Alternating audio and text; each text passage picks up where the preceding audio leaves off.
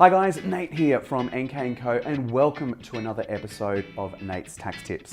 Look, today I want to talk to you a little bit about depreciating assets. We have covered off a little bit of this in some other videos, but look, let's focus exclusively on depreciating assets and what you need to do.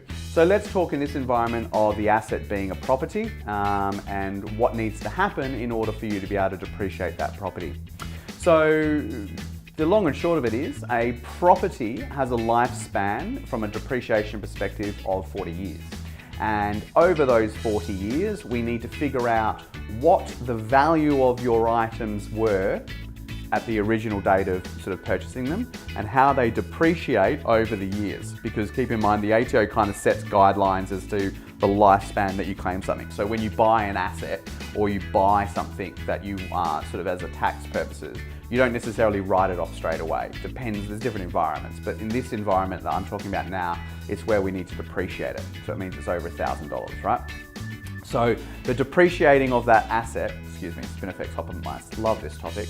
The depreciation of that asset needs to happen over the lifespan of it. So in this case, let's say it's 40 years.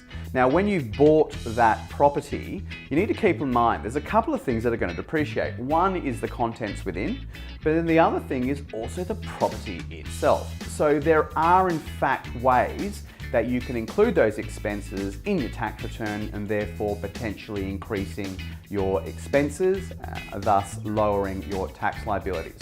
So to do that, you need to get a quantity surveyor to come out and to assess what these particular expenses were that you've incurred and what their lifespan will be and how we'll depreciate each year. So they basically create an instruction manual, I guess you could say. It's like a guideline.